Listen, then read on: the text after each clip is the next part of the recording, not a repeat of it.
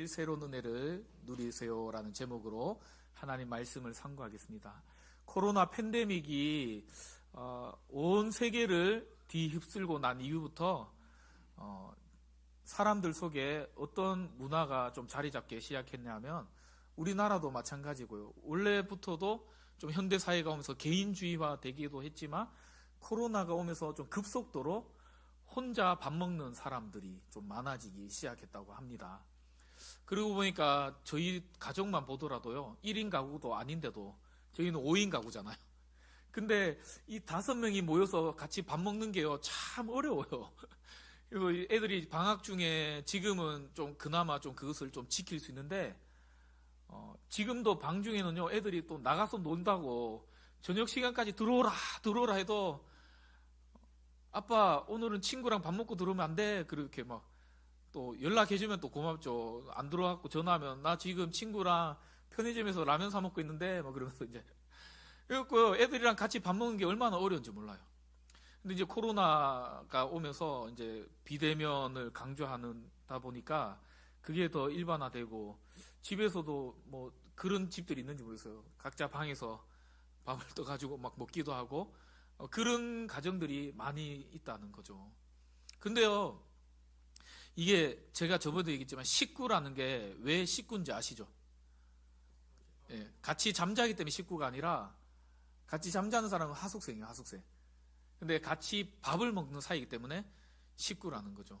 그래서 제가 코로나 끝나고 여러분들이 힘든지 알면서도 참 저도 많이 고민하면서도 교회 식사를 하자고 그렇게 해서 여러분들이 힘든 와중에서도 제가 막 강행했던 것도 우리가 믿음의 공동체 안에서 물론 우리는 영의 양식을 같이 먹는 식구이긴 하지만 같이 식탁의 교제를 나눈다는 것이 너무나도 중요하기 때문에 그렇게 밥을 먹자고 했던 겁니다. 어제도 보니까 우리 심소영 집사님부터 해서 우리 복음 소그룹 한 구성 모두가 다 나와가지고 식사를 준비하시는데 얼마나 그 모습이 미안하고 또 감사한지 모르겠어요. 어제는 우리 신하준 집사님 남편 되시는 우리 규리 아빠도 와가지고 막 이렇게 요리를 돕고 그래서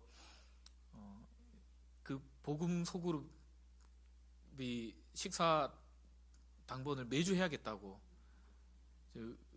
그런 말 할 정도로 식사 당번할 때는 준비하러 오시더라고요. 그래서 우리 전 집사님한테 주일날 식사 준비하라고 그냥 간단하게 해도 되니까 간단하게 해도 되는 건 말은 안 했죠. 그러면 우리 규리 아빠가 주일에도 나올 것 같다면서 이제 그런 얘기 하긴 했는데 오늘은 출근하셔서 못 나오신 것 같아요. 그래도 음식 먹을 때 또 감사한 마음으로 또 그렇게 드시면 좋겠습니다. 근데 그런 시간들이요, 여러분들이 준비할 때는 참 힘들고 어렵지만 우리가 밥을 먹을 때 얼마나 서로 교제 나누고 그런 것들이 얼마나 중요한지 모릅니다. 근데 한 가지 제가 또 질문해 볼게요. 우리가 성도 간의 식탁의 교제를 하고 가족끼리 같이 교제하고 밥을 먹으면서 얘기 나누는 시간도 참 중요하게 생각하고 그걸 지키려고 여러분들도 애쓰잖아요. 그런데 참 우리는 간과하고 놓쳐버릴 수 있는 것 중에 하나가 뭐냐 하면 하나님과의 식탁의 교제 가운데 우리는 때로는 놓치고 살아갈 수 있는 위험성이 있다는 것을 우리는 아셔야 된다는 거예요. 한번 눈을 감지 마시고 눈을 감으면 졸릴 수 있으니까 한번 생각해 보세요. 지난 한 주간에 나는 하나님과의 그 영적인 식탁의 자리에서 얼마나 하나님과 많은 교제를 가지려고 했는지, 혹시 나의 영적인 식탁의 자리에는 내가 혹시 혼밥하고 있었던 것도 아닌지, 하나님을 배제하고 그분을 무시한 채 내 마음의 생각과 계획과 내 뜻대로 혹시 내가 살아가려고 했던 것은 아닌지 한번 생각해 보세요. 그랬다면 이것이 오늘 왜 이렇게 중요한지 오늘 말씀을 통해서 이 떡상이라는 것을 우리가 살펴보면서 좀 생각해 보시고 우리의 마음속에 다시금 날마다 내 혼자 밥을 안 먹겠다, 주님과의 그 깊이 있는 교제를 날마다 내가 가지겠다라는 다짐으로 돌아갈 수 있는 그 은혜의 시간 되기를 주님의 이름으로 간절히 축원드립니다. 우리가 신앙생활하면서 바쁘게 참 주일이 바쁘잖아요. 아유, 주일 이 하루가 너무나도 바쁘고 시간이 빠듯하고 1분 1초 쪼개어 이렇게 쓰는 것이 너무나도 빠듯한데, 아니 목사님은 오후 예배도 만들어 가지고 이제 다음 주부터 오후 예배도 한다고 하는데, 여러분들 가운데 압니다. 지금 웃고는 있지만 입이 이만큼 나오셔가지고 그 뭐 또 만들어 가지고 또 우리 괴롭히려고 또 저러나 이렇게 또 생각하시는 분도 계실지 모르겠어요. 근데 그렇게 바쁘게 생활하고 헌금 생활도 잘하고 때로는 봉사도 하고 우리가 옆에 있는 믿음의 성도를 비롯해서 이웃들을 사랑하고 그렇게 살아가는데, 때로는요 그 기쁨이 오래 가지 않을 때가 있잖아요. 왜 그럴까요? 우리의 감정이란 건요, 때로는 내가 막 예수님 만나면 너무 좋아야 되잖아요. 주일날 예배 드리면은 때로는 뭐 매주는 아니더라도 어쩌다 한 번씩 목사를 통해서 전해진 설교가 여러분의 마음을 또 울리고, 그래서 내가 이렇게 살아가면 안 되겠다 하고 결단하고 열심히 살아야지 돌아가는데, 월요일 아침 눈 뜨자마자 여러 가지 온갖 환난과 시험이 찾아오면서, 회사를 갔는데 직장의 상사가 갑자기 막 말도 안 되는 소리 하고, 부하 직원이 막 사고 치고, 막 그럴 때 갑자기 내 안에 막 그런 기쁨의 감정보다는 분노가 막 일어나고, 예배 드리고 나가는데 밥을 먹다가 갑자기 믿음의 성도들끼리 얘기하는데, 나는 그냥 그렇게 얘기했는데 저 상대편은 화를 낼 일이 아닌데 그냥 화를 내니까. 저는 참고로 화내는 거 아닙니다. 말투가 그래서 그런 겁니다. 경상도 사람들은 그 핑계 대기 참 좋은 것 같아요. 어떨 때는 좀 화가 난 적도 있는데, 저희 아내랑도 얘기하다가도 솔직히 좀 화가 난 적이 있었거든요. 이제 아내가 왜 화내냐고, 나 화난 거 아닌데? 너 말투가 원래 이런데? 이렇게 이제 핑계 댈 수 있거든요. 근데 그랬을 때 좀 마음이 갑자기 상하고 방금 받은 은혜를 다 엎질러지는 그런 경험들을 하게 되잖아요. 왜 그럴까요? 그건요, 오늘 아까 밥 먹는 이야기랑 좀 연관이 돼요. 우리가 매일매일 하나님을 만나지 않았기 때문이라는 거예요. 드문드문 어쩌다가 그냥 내가 필요할 때만, 내가 힘들 때만, 뭔가 삶의 위기가 찾아왔을 때만 하나님을 찾고, 그러지 않을 때는 하나님과 상관없이 살아가는 그런 모습 때문에 우리의 그러한 기쁨의 평안의 마음들이 지속되지 못하고 잠깐 반짝이는 별처럼 그렇게 반짝거리다가 사라져 버리게 된다는 거죠. 오늘 우리는요 이제 성막을 안에 들어왔어요. 여러분 한번 다시 좀, 이거는 눈을 감고 한번 상상해 볼까요?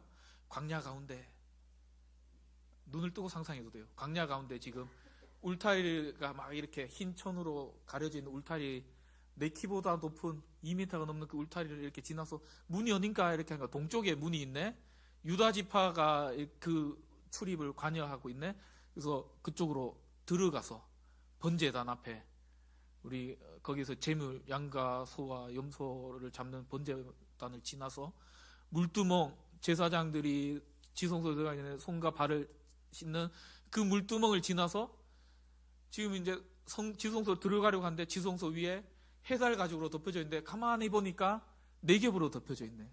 그 안에는 붉은 양 가죽을 붉게 피로 물들인 그 가죽, 그것도 그 안에는 염소 가죽과 또 그 안에는 예쁘게 수놓은 그 가죽 털로 되어 있는 그 지성소 안으로 이제 들어가려고 하는데, 기둥이 금으로 이렇게 되어 있는 조각목으로 된, 널판으로 된 그 판자로 된. 그래서 입구가 어디냐고 했더니 또 동쪽에 입구가 있네요. 이제 들어갔어요.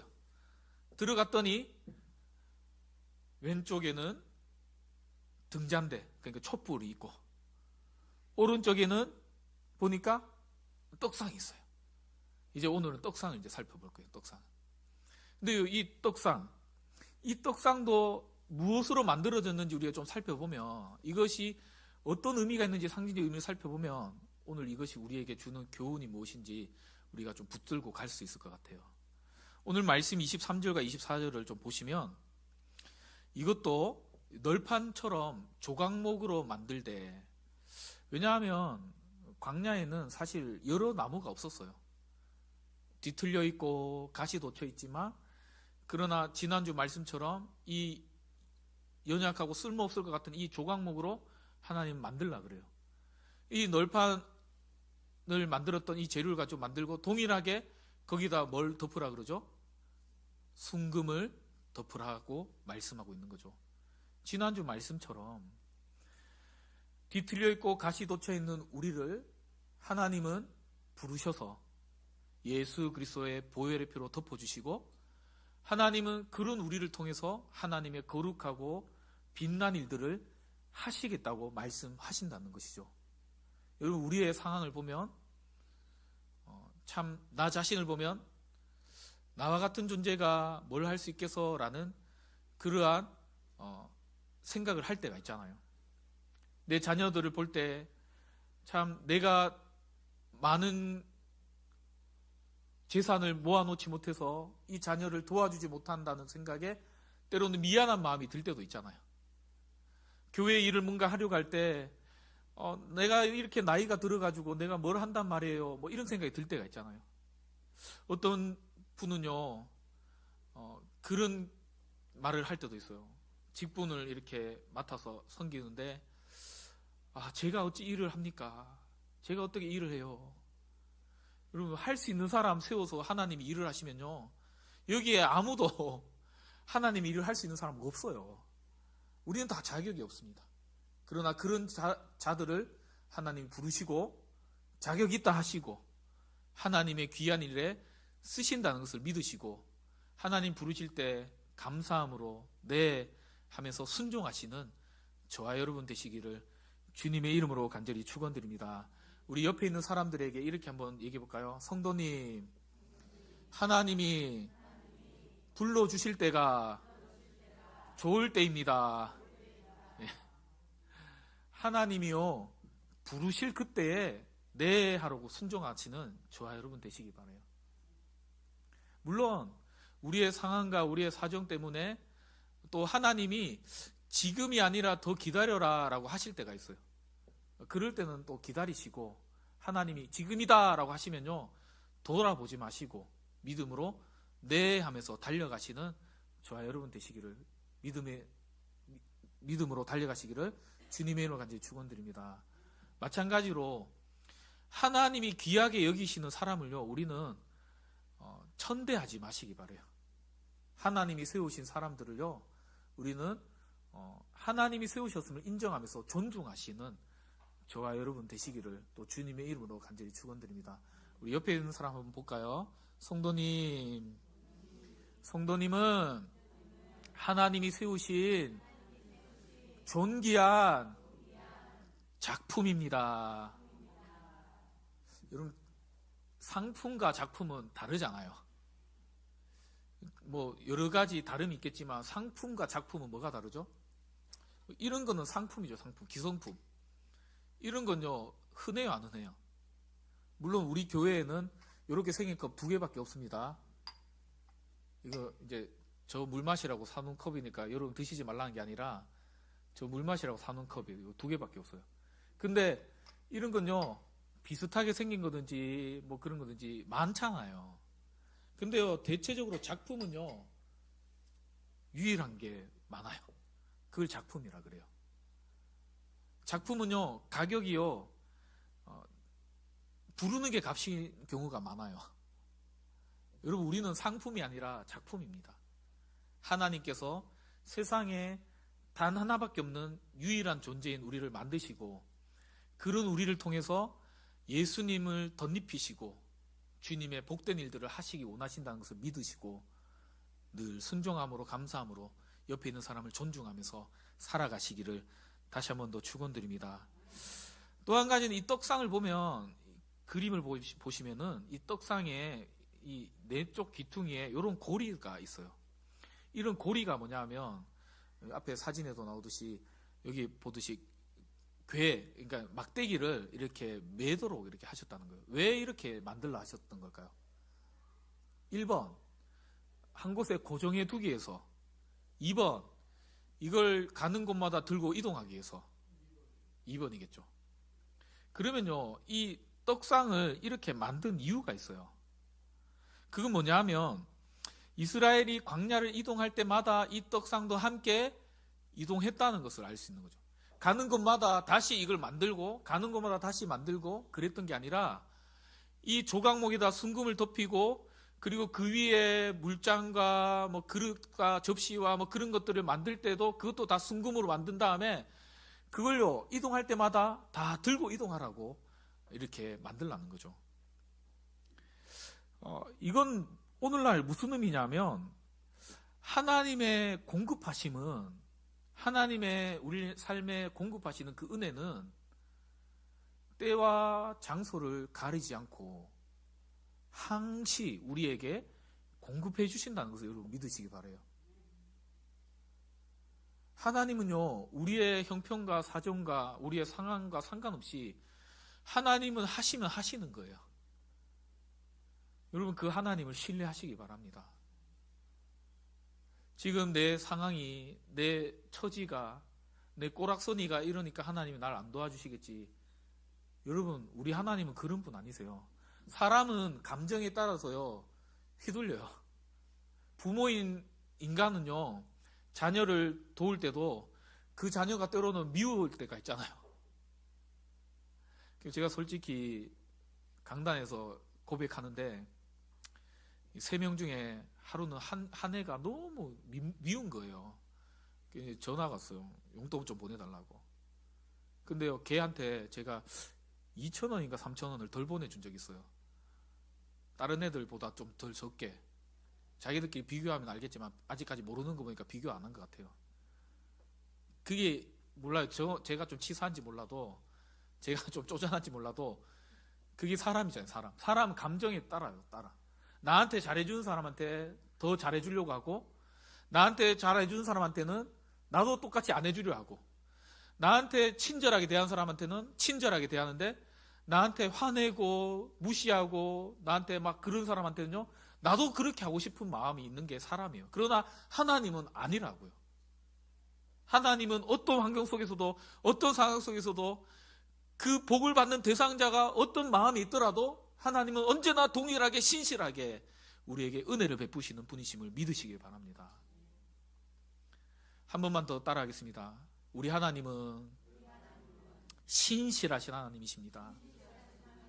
여러분이 연약하여 실수해도요 하나님은 그것조차도 네 그때 그 실수했지 다 헤아리면서 안 갚어 하시는 분이 아니라 괜찮아 이해해 주시고 덮어 주시고 항시 우리의 필요를 누구보다도 더 잘하신 하나님이 나보다 나를 더 잘하신 분이 가장 좋은 곳으로 나를 이끌어 가신 분이심을 믿으시기를 바랍니다. 여러분 3번째는요 그 떡상 위에 보면 다시 그림을 보시면 이 떡이 6개에서 2줄씩 이렇게 쌓여 있어요. 12개가. 그림이 혹시 잘 보이시나요? 다음 그림을 보여주시면 이 12개의 떡이 쌓여 있는데 이 12개의 떡은 뭐냐 하면 아까 앞에도 얘기했듯이 여러분 이스라엘 백성들이 항시 하나님 앞에 좋은 모습만 보였을까요? 여기 지나가다 보면 역사적으로 이렇게 이스라엘 역사를 돌아보다 보면 이스라엘 백성들은 하나님께 범죄한 적도 있었고 그들 지파 가운데 특히 나중에는 다윗의 후손들이 남유다 북이스라엘로 나눠질 때 남유다는 2지파만 남잖아요. 무슨 지파만 남죠? 유다 지파와 베냐민 지파 맞죠? 그러면 남고 나머지 10지파는요 북쪽으로 올라가잖아요. 그러면 그 이후에도 이 떡상에 이 떡 우리 식으로 해석하면 떡인데 성경은 빵이라고 이렇게 번역되어 있어요. 빵. 그러면 다시 얘기하면 이스라엘 백성들이 먹는 밥인 거예요. 밥. 주식. 그러면 그 밥이든 떡이든 빵이든 어쨌든 그걸 이렇게 쌓아놓는데 12개가 무엇을 상징하냐면 12지파를 상징하거든요. 그러면 남유다 북이스라엘 나눠졌으니까 이제 남쪽에는 어떻게 해야 돼요? 떡 2개만 놔야 되잖아요. 12개 지파니까 10개 지파 올라갔으니까 야 너네는 떡 10개 너네가 이제 가져가라. 너네 떡상 만들고 너네 거기서 10개만 놓고 우린 2덩이 놓고 할 테니까 그렇게 하자. 그렇게 했어요? 하나님이 지금 뭐라 합니까? 12개. 지금 우리가 읽은 본문에 안 나오지만 에바 4.4리터. 그러니까 그걸 가지고 떡을 만들어 가지고 12개를 항시 놓아라 그런 거죠. 이거는 앞에서 말했듯이 하나님은 우리의 어떠한 상태와 상관없이 하나님 당신의 사랑과 긍휼과 공의를 우리에게 베푸시는 분이시라는 거예요. 우리 옆 사람에게 한번 이렇게 얘기해 볼까요? 성도님의 모습이 어떠하든지 우리 하나님은 당신을 사랑하세요. 그게 하나님의 마음이에요. 마지막으로요, 여기에 우리 30절에 우리가 좀 주목해야 될 한 가지 단어가 있어요. 날마다, 항상, 매일이라는 단어예요. 하나님이 성막 안에 있는 이 떡을 진설할 때, 이게 진설병이라는 게 진설, 이렇게 떡을 놓아 놓는다 그 뜻. 병은 떡병이거든요. 그래서 진설병 상이라고 하는데, 이걸 놓을 때 그냥 그때마다 가끔씩 놓아라 그래요? 항상 놓아라 그래요? 항상 놓아라. 이게 타미드라는 이 단어인데요. 이거는 항상 하나님의 은혜는 단회적으로 주어지는 것이 아니라 매일매일 주어져야 된다는 거예요. 이거는 우리가 너무 잘 알듯이 먹는 밥으로 생각하면 돼요.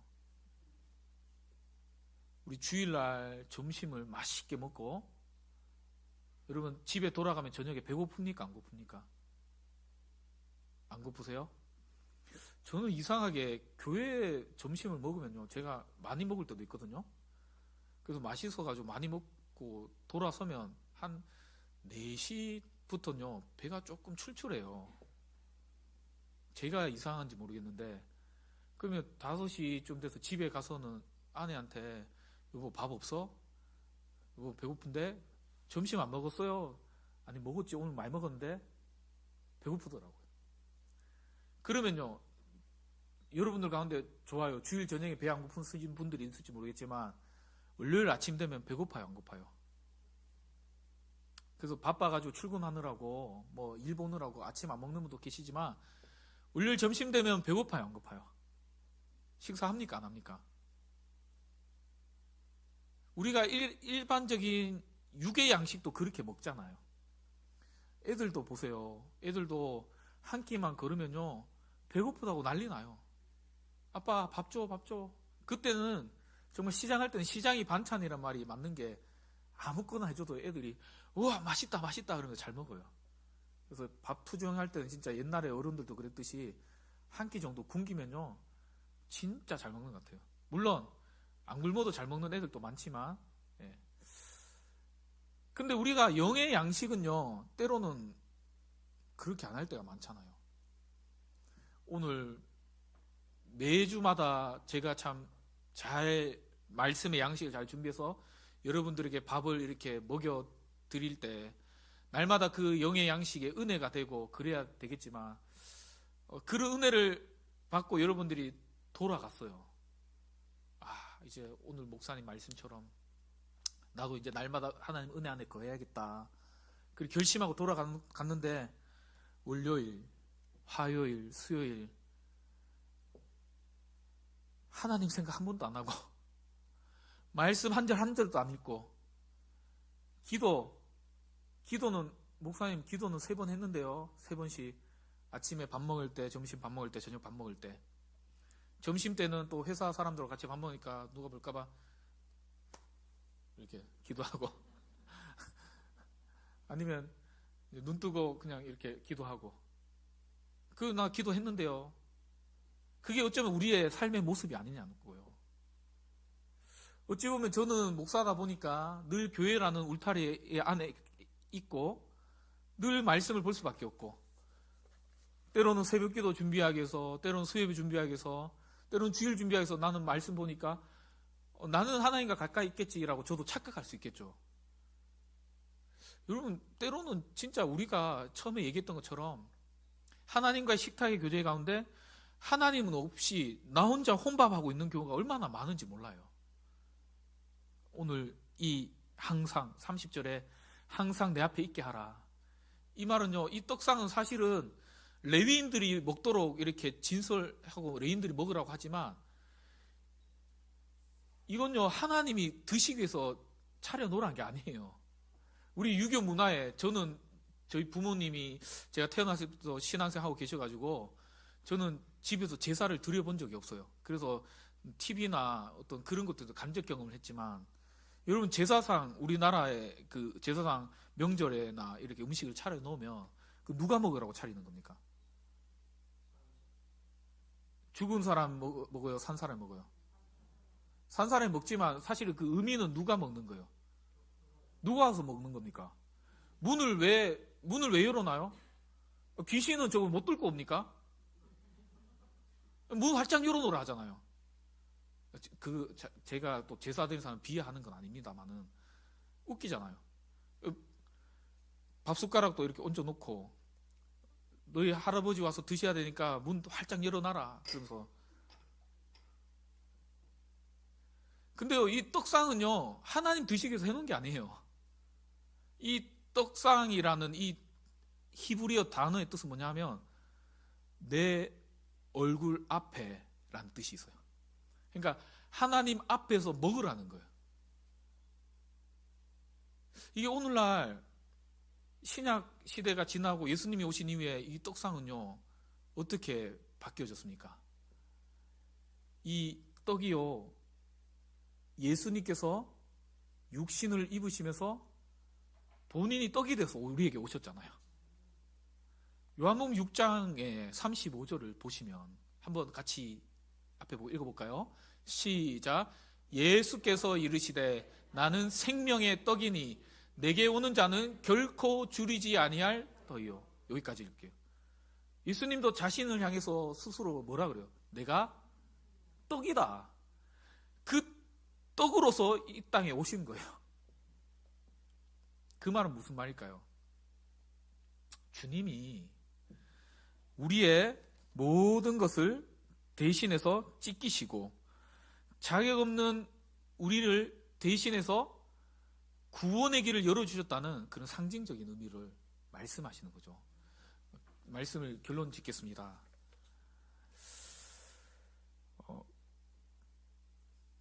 우리는요 어떻게 그러면 살아가야 될까요? 첫 번째는 우리는 매일의 은혜를 날마다 사모하면서 그 은혜를 누리며 살아가야 한다는 거예요. 어제의 은혜로는 우리는 살 수 없어요. 내가 처녀 때 참 믿음 생활 잘했는데 그때 내가 참 한 주에 10명씩 전도도 했는데 그때 내가 교회 식당 봉사는 내가 다 도맡아서 했는데 여러분 그렇게 살면 안 된다는 거예요. 제가 누구라고 얘기하면 또 안 될 것 같아서 우리 교회 성도님께서 저랑 원로 목사님 부부랑 우리 신우 목사님이랑 이번 주 중에 맛있는 거 사주셨거든요. 엄청 많이 먹었어요. 그러면 제가 금요일날 너무 맛있게 먹어가지고 토요일 아무것도 안 먹고 오늘 아침은 안 먹긴 안 먹었는데 점심 많이 먹을 거예요. 아무것도 안 먹고 점심 이제 밥 먹는데 목사님 왜 식사 안 하세요? 저 금요일날 너무 많이 먹어가지고 저 안 먹어도 돼요. 그래 보세요. 다음 주가 됐는데도 막 이렇게 피골이 상접해가지고 막 이렇게 돼가지고 저는 금요일날 많이 먹었어요. 1년 지났는데 그때가 살아있다고 칩시다. 저 1년 전에 아무개 성도님이 뭐 맛있는 거 사주셔가지고 저 안 먹어도 돼요. 진짜 그때 많이 먹었거든요. 이거와 다를 바가 없다는 거예요. 매일매일 날마다 내가 말씀을 읽고 매일매일 날마다 하나님 앞에 무릎으로 기도하시고 매일매일 주님 앞에 그 식탁의 교제 가운데 친밀하게 들어가는 삶을 살아가는 저와 여러분 되시기를 주님의 이름으로 간절히 축원드립니다. 두 번째는 날마다 함께 하시는 하나님을 절대로 잃어버리지 마세요. 우리 하나님이 신실하신 분이세요. 아까 전에 괴가 있는 이유 설명드렸잖아요. 12개의 떡이 계속 항시 있는 이유를 설명드렸잖아요. 하나님은 내 감정과 내 상황과 내 환경과 상관없이 언제나 가장 좋은 것을 쏟아 부어주시는 분이 우리 하나님이시고 믿고 그 하나님께 날마다 나아가 그 은혜를 누리시는 저와 여러분 되시기를 주님의 이름으로 간절히 축원드립니다. 마지막 세 번째는 내가 먹은 그 생명의 떡을요, 이제는 내 주변으로 나누며 살아가는 저와 여러분 되시길 바라요. 내가 먹은 생명의 떡이 뭐죠? 예수 그리스도. 그 복음의 그 은혜를 이제는 내 옆에 있는 사람들에게 니도 한번 먹어볼래? 당신도 드셔볼래요? 그러면서 전할 수 있는 저와 여러분 되시기를 주님의 이름으로 간절히 축원드립니다. 기도하겠습니다.